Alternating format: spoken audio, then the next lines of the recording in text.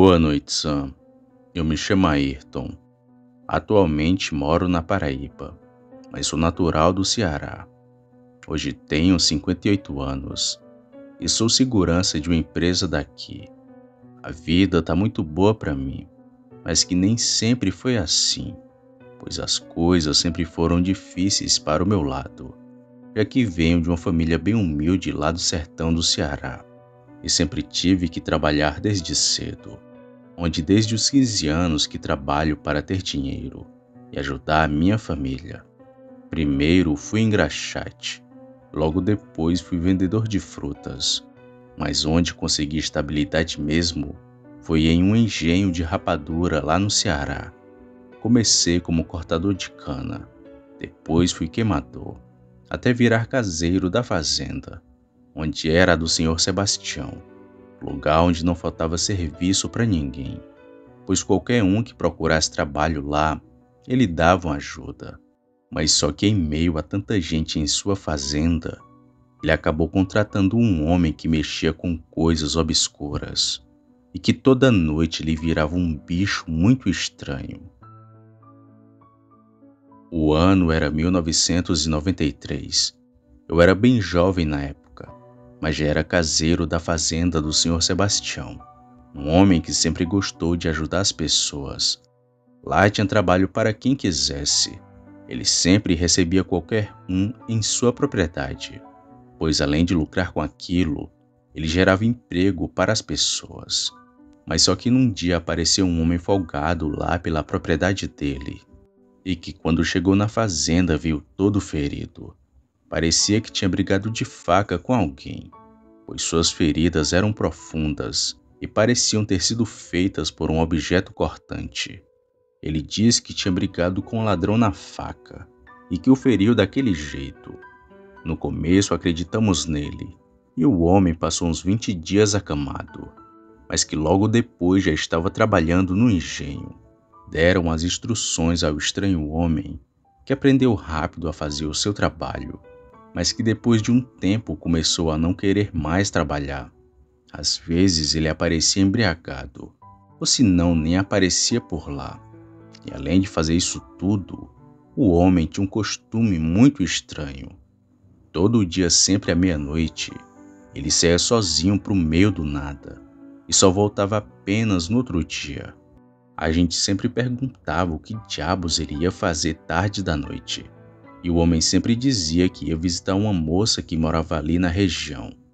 E assim o tempo foi passando, até aquele sujeito abater uma das vacas do senhor Sebastião sem a sua permissão e dar para os homens comerem, o que fez ele ficar com raiva e ter colocado aquele homem para fora de sua fazenda.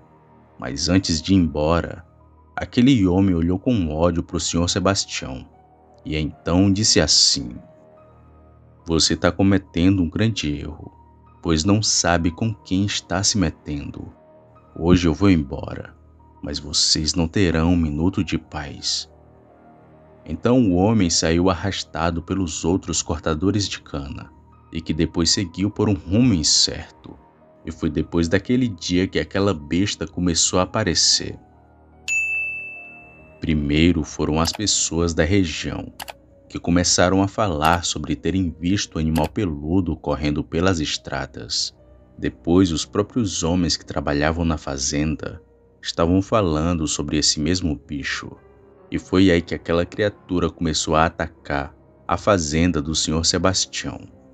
Primeiro foram os engenhos, que amanheciam cheios de terra e com tudo revirado.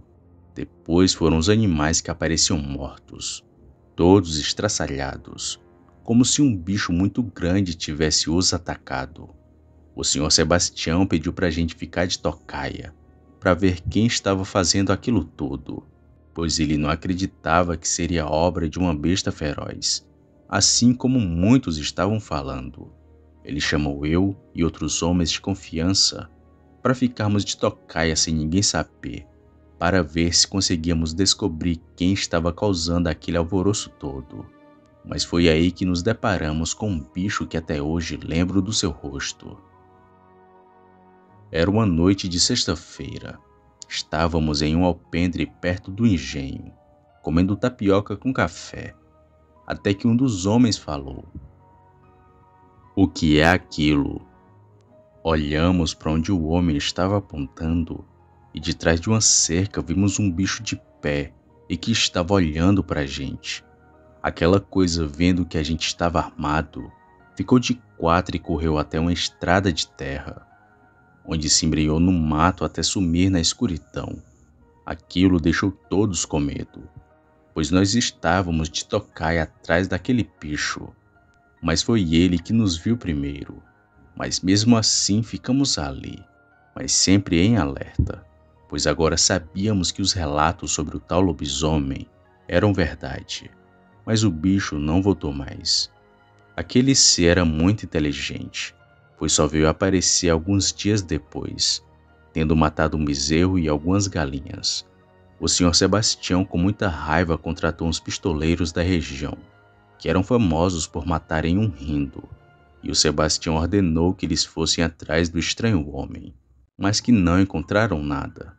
Os pistoleiros ficaram na fazenda para ver se pegavam o bicho. Eles ficaram no encalço do bicho, e quase toda noite se ouviam vários disparos de arma de fogo, mas nunca pegavam aquela aberração, até aquela fera arrancar a mão de um dos homens. Era uma madrugada de sábado para domingo.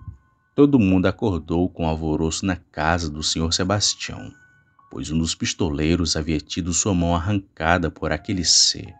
Às pressas o levaram para o hospital, pois a sua situação era grave, já que além da mão decepada, sua barriga e suas costas tinham grandes arranhões.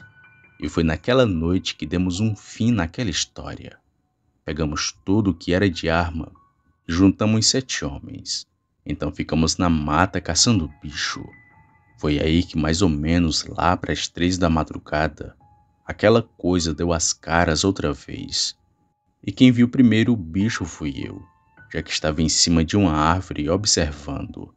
Aquilo vinha correndo ao longe pela estrada em disparada, pois com a claridade da lua dava para ver o caminho todo.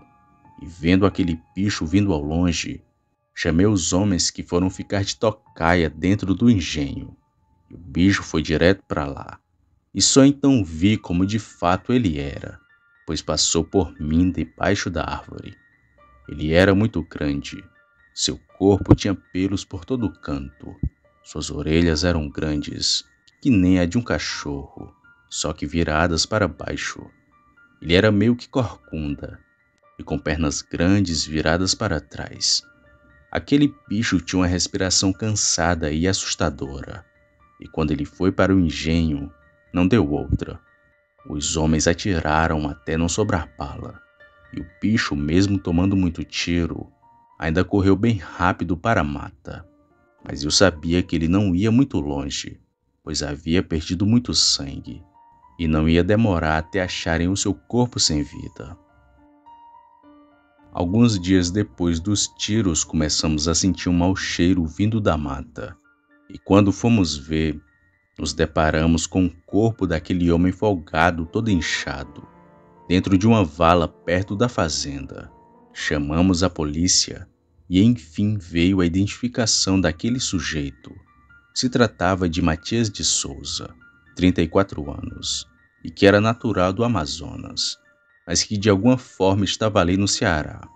E como chamamos a polícia, o Sr. Sebastião acabou sendo acusado de homicídio doloso, por conta dele ter respondido pelos atos de seus trabalhadores.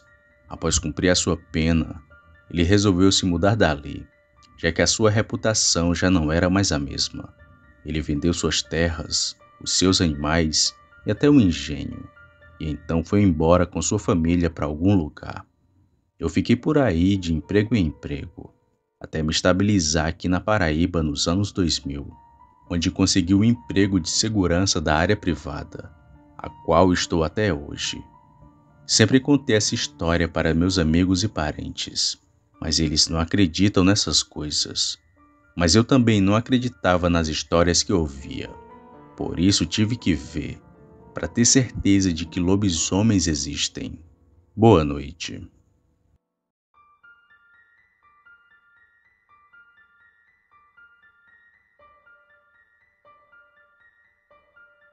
Opa, e aí? Se você chegou até aqui, significa que gostou do vídeo, ou que me aturou por longos minutos. Mas se tiver gostado, lhe convido a se inscrever no canal. Basta apertar no botão vermelho abaixo, esse que aparece na tela. Ative também o sino das notificações. Fazendo isso, você sempre será avisado quando sair vídeo novo, já que postamos diariamente. Deixe o like para fortalecer o canal e compartilhe o vídeo para que outras pessoas vejam e assistam. Fazendo isso, vocês não só estarão ajudando o canal, mas também a mim. E se fez isso, muito obrigado. Me despeço de todos e vou ficando por aqui. Fiquem com Deus e até a próxima.